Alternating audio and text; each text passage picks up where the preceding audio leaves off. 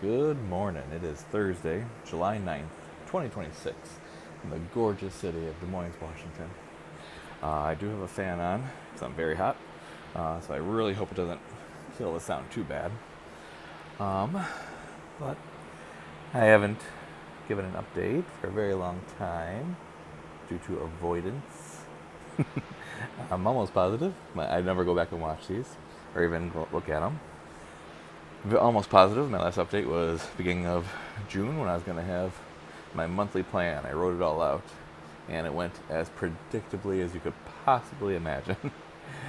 3 days of perfection, absolute perfection. Fourth day, very stressful, completely fucked off the list, and gave myself an excuse. Next 2 or 3 days, 50-50, and then slowly down until I don't even look at that list anymore, about 10 days in, and then we're done. 20, 21 days, whatever it was. I'm not even thinking about it. I'm not even doing it. Well, not definitely thinking about it. Not even thinking about going back to it, not doing it.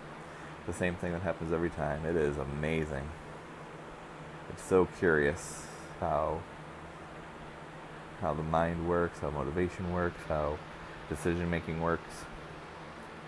So, in this last month in June, I did not do the things I wanted to do the way I wanted to do them. I'd say I don't know why, but I kind of know why. But I guess if I really knew why, I'd be able to.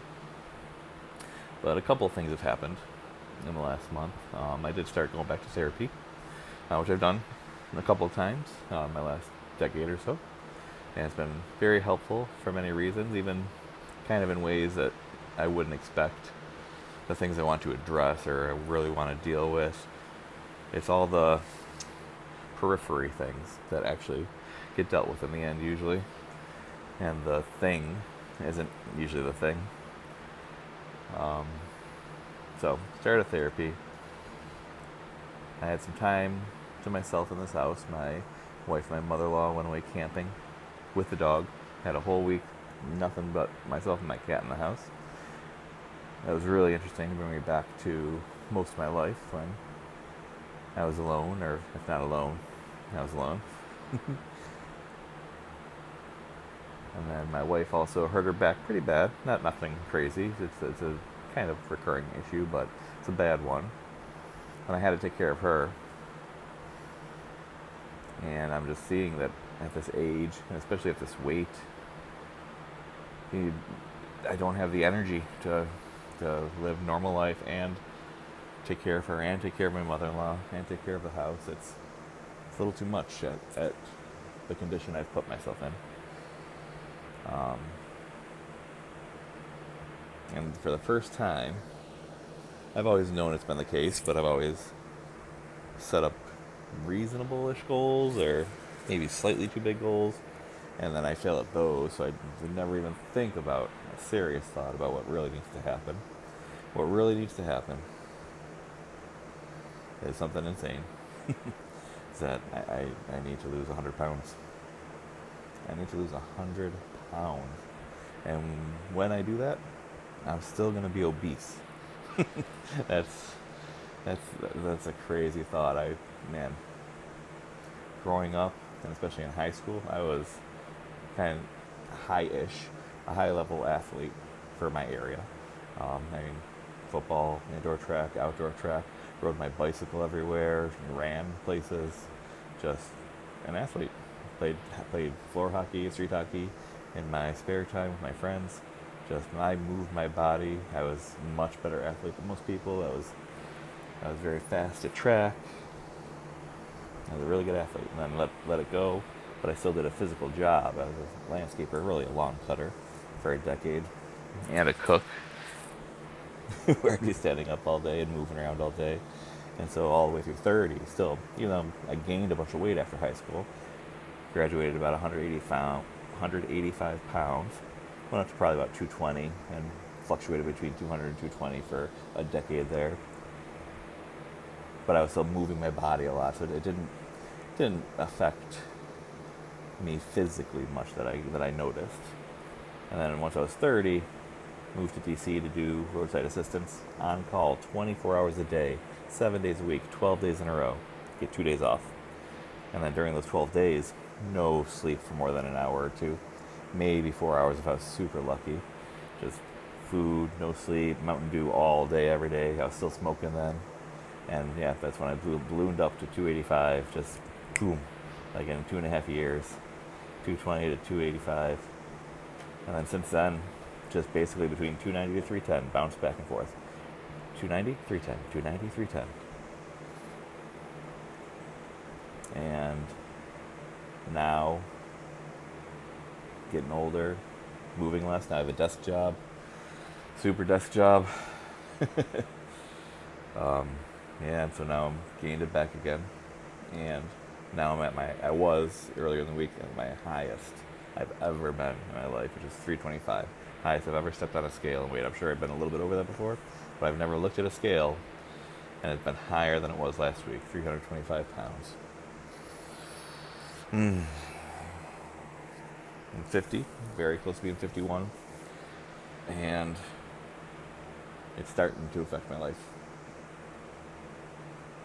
in a major way for the first time. Not even major, but in a super noticeable way for the first time that I can't ignore. It's affected my life for years, but I was able to ignore it or work around it. It wasn't a big deal. Now it's to the point where I can't ignore it. It's just really affecting my energy levels and my ability to do things for an extended period of time, movement-wise. I fucking sweat all morning. I've always been a sweater, but it would like cut off and I'd be done. Now I walk the dog in the morning. It's like 60 degrees out. We go for a slow 10-minute walk at the most. Come home and I'm sweating for like an hour. And then I shower, sit in front of the fan, still sweating for an hour. It's not good. It's not helpful. I've used these coping mechanisms for so long. Food has been so nice. Such a wonderful little soft bed to land in. And I gotta stop. Ooh, it's scary. It's scary. And my body is still so kind to me for what I put it through. It still reacts boom like that every time I do anything in a good way for a little while. This is why I keep having this hopes. But I'm kind of past the hope now. For the first time, I'm at need. When I was 39, I started 911. I had health insurance for the first time ever in my adult life. And when I went to the doctors, I was hoping, which is crazy, I was hoping it would tell me I was diabetic or pre-diabetic and I had to go on a diet. And I was hoping that because I knew if I didn't get some type of diagnosis, that my subconscious and my coping mechanisms and those tracks I've made in my brain would win out every time for the food, unless I had a super serious reason to stop. And that was right. But I wasn't diabetic or pre-diabetic. My DNA is too good. I didn't earn it, but my DNA is good and I've been lucky. So I've been healthy, but it's going to go quick. It's going to go real quick. I'm going to be 51, 5'8", 325 pounds. So, this week I've started pre-planning meals and eating what's on the plan only, minus a little cheat here or there, which I'm going to be able to do that for a long time, as long as I stay 99% on this plan, and that's what I'm doing. I have to lose 100 pounds. And it's not going to happen quick. It's going to take 2 years probably. It's going to be a bunch come off right away, then a million plateaus after that. But I need to lose 100 pounds. So there you are.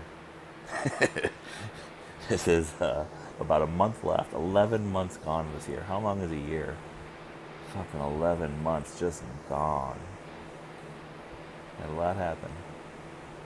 It's been a hell of a year, man. Hell of a year to start this little thing. Of course, I wish I had done this more and updated it more, but here we are. And got a month left. We'll see. Do I make it past this 2 or 3 days? Which I'm already on 2 or 3 days. Do I make it past 2 weeks? 'Cause that's probably the longest I've ever done something seriously like that. We'll find out, because you got a whole month. So, listen, thank you for listening to me. Thank you for letting me do my self-therapy. And, man, how long is a year, man? It is fucking quick.